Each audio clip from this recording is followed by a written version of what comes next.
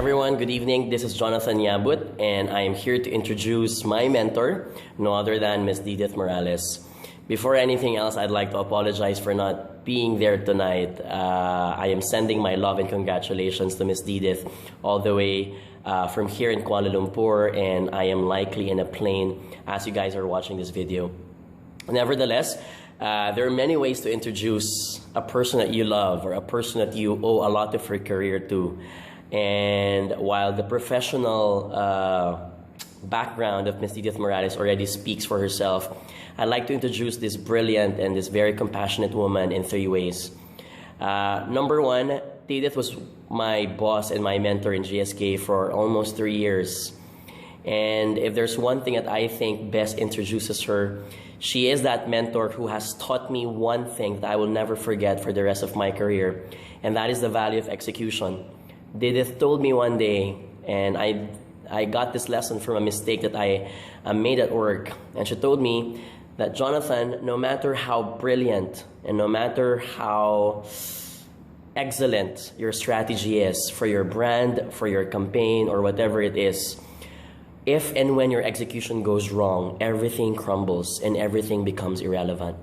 And from that day on, I've always realized that there's value to leaving no stone unturned, that there's value to always looking at execution and how it is very, very powerful to setting up a project for success. That's one. The second thing I'd like to share about Ms. Didith Morales is that this woman is one of the most compassionate women I've ever met in my life. Not only does she move forward to helping and reaching out to people in the office, she also does so outside the office. Whenever there is a typhoon or a calamity that happens, she is this first person in the office who would always gather everyone to help out and to reach out. And for that for me is someone who teaches the value of work-life balance, that life is not just about what happens in the office or in the corporate world, but life is what you make out of it and how you're able to touch other people's lives. The third thing I'd like to intro about Didith is, I guess it's more of a personal thank you, a personal gratitude that I would like to share, not just for me, but the rest of my batchmates from GlaxoSmithKline. My batchmates, Jonah, Mabel, G, and how I wish they're all here to also hug and kiss you, Didith, because we all owe so much of our careers to you. You know that. You have taught us the value of leadership and how millennials and Generation Y, folks like me, can be very immature and sometimes too emotional, not realizing that the real role of a leader is to make more leaders out of themselves, that it is okay to share the limelight with your fellows, with your colleagues, and that in the end you also get the praise. And that lesson is one thing that I will also never forget, Didith, as far as leadership and influence is concerned. I don't want to prolong this speech, but I just want to send it to you, my thanks, and I hope this award will inspire you to inspire other marketers who will be under you to become globally competitive and world-class marketers as you are. When Chicky and Josiah gave me this opportunity to nominate someone, it was obviously you who was at the top of my mind. And I don't think there is any other woman out there who deserves this award but you. So I wish you all the best. We love you and we're all here to support you, Didith. Congratulations at mabuhay ka.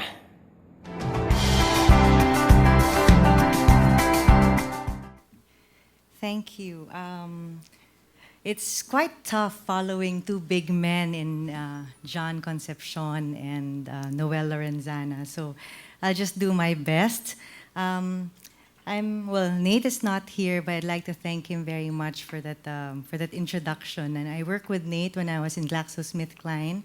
That's a pharmaceutical company. And when Nate first came in GlaxoSmithKline, we were preparing 2 years before the launch of our new product, a new category in one of the disease areas we were working on, benign prostatic hyperplasia. That's a condition that usually affects men of wisdom, older men. So there. 2 years before the launch, Nate worked to assist senior brand manager because it was a new product, a new category that was going to be introduced in a market with three big players who were competing almost neck to neck to each other. So Nate worked 2 years before to support a brand manager, and then the next year he was on his own, really preparing the market for for the launch of that new brand, shaping the market, not just looking for the need, but actually creating the need for the new category. And I think it was really a successful brand launch because in less than 12 months from the time it became available in the market, it really became market leader already, beating all of the three big brands in the competing category. So that was really a great achievement from Nate. And that's just one of the fond memories that I have when I was listening to Nate and just trying to remember all the people I've mentored in the past. It makes me sound so old, but it's really a great honor for me to be receiving this award. I'd like to thank Mansmith and Fielders for coming up with this program or this initiative, this Market Masters Award, Mansmith Market Masters Awards. So, and for recognizing me as one of its first awardees. Now, I believe that this is a good idea to have initiatives like this to provide a formal venue to capture the great sense of fulfillment that mentors like me get in molding young Filipino talents. I would also like to thank, of course, the promising marketeers I have mentored. Among them would be Jonathan Yabut, who we've just met through that video, and Mabel Reyes, who have had the great honor of receiving also the Mansmith Young Market Masters Awards.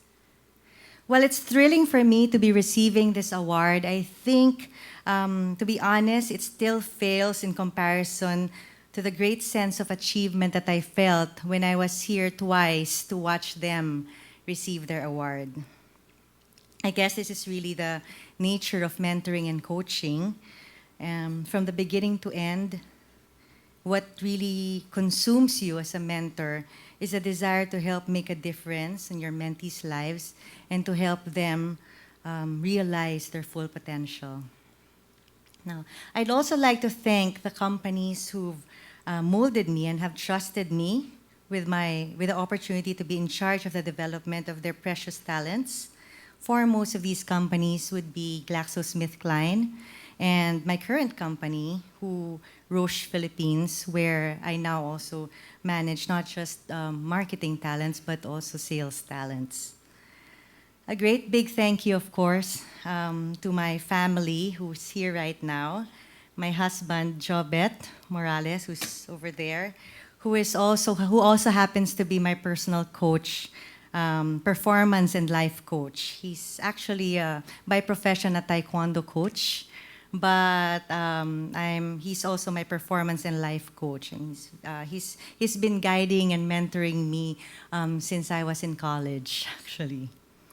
And then, of course, I'd like also to thank my daughters, my two daughters, Jana and Danielle, who, despite their young age, have shared so much truth and wisdom that has tremendously, really helped me understand. Nate called themselves millennials. They helped me understand better what goes on in the minds and hearts of the younger generation of talents that I had to mentor. I don't think that I would have figured them out if it were not for my two daughters' wisdom and candor in telling me when I'm being so square or I'm just in a different wavelength. Of course, I'd like to thank my parents, who unfortunately cannot be here, but they've had a great impact in my desire, in building my character and my desire to achieve excellence for myself and for others. And last but not the least, I'd like to thank the Lord Almighty for granting me the grace. The wisdom and ability to inspire others could not have been possible if I myself was not moved by His great Spirit. So there, I think I've thanked everyone. Well, in preparation, similar to the two great men who've preceded me, I was also thinking about the questions posted, emailed by CJ in preparation for this message tonight, about challenges and learnings from the challenges and crisis that we've come up. Well, in terms of learning, actually, crisis, I could not really think of a major crisis that I had to go through, primarily perhaps because I was in charge of talents, in people who are not just your common or your average managers, but they were already creme de la creme. Okay? So that made me realize that actually in terms of the different successes that I've had through my marketing career, the biggest marketing lesson for me was to select the right people. So I had the right people. So, and that made all the difference. Not the data, not even sometimes the product. It was really having the right people managing these products. So that's what got me to where I am now. It's through the people that I have mentored, and they're really the ones who are responsible for me being here right now. So I owe a lot to them. Okay, so I'd go straight to the challenges. So as far as mentoring challenges is concerned, I'm not going to go into marketing and strategy. As I've said, for me, the number one strategy in succeeding in marketing is get the right marketing people. That's the number one for me. And as far as challenge, unfortunately, the biggest challenge also pertains to not the thinking of the strategy, understanding the market. It's really understanding the people who are supposed to drive the success of your strategy. So as far as mentoring challenge is concerned, I believe that the biggest hurdle is always at the start of the mentoring relationship. I'm convinced that every mentor needs to spend a considerable amount of time in this aspect. It's similar to, well, in the pharmaceutical company, unlike in consumer, we take 2 years before launch to start already the activities we call pre-launch. It's really about shaping the market. So it's not very different with people. On the first few months, the first 90 days that you work with marketing your mentees, that's going to define essentially how far this mentee is going to go or how high he's going to soar. Similar to a product, the 2 years before the launch in a marketing, the launch of a pharmaceutical product is defined by how well you have pre-launched the product. So how you start your relationship greatly influences success, and I'm quite sure that what I have to share is all too familiar with my fellow mentors.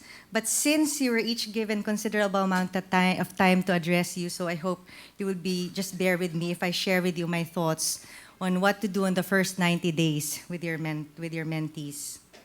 So going back to the challenge of setting up the mentoring, for me, this entails 5 things. First, building trust and clarifying purpose. To succeed in guiding mentees, they have to trust you. They need to know your intent, where you can create value, and what your limitations are. Most importantly, you need to be clear about what your intent is. That is actually what's in it for them as well, first. Second, agree on rules of engagement. You can't expect that you and your mentor's styles would perfectly match right away. In my case, there was some generation gap, I think. Setting expectations and rules of engagement increases the chances of more effective and less stressful, less toxic relationships. Third, help mentees craft a vision for themselves. We all know that bringing out the full potential of mentees entails stretch for most part of the engagement. Now, the tolerance our mentees would have and for adversity and ambiguity will only go as far as the vision of greatness that they would aspire for themselves. Fourth, build self-awareness. Now, this goes beyond conducting 360-degree surveys. This entails engaging your mentees to reflect on successes and failures, not only to uncover what went well or what went wrong, but also to uncover the natural strengths, their own strengths and weaknesses. Last but not the least, craft and continuously improve on a clear development plan. I believe that developmental planning is not something done just once or twice a year. It is something you put out and review together every time a significant task is accomplished. Now, I have to acknowledge that nothing from what I've just mentioned zeroed in marketing. This is because, in my opinion, the discipline and focus, whether it be marketing, sales, business development, or any other discipline, even taekwondo, are merely tools and materials a mentor can use to help mentees realize their full potential. I'd like to end by saying that at the end of the day, the greatest challenge and fulfillment of a mentor is enabling his or her mentees transform into the best version of themselves as it could ever be. Again, thank you very much, and I'm very honored to accept this award.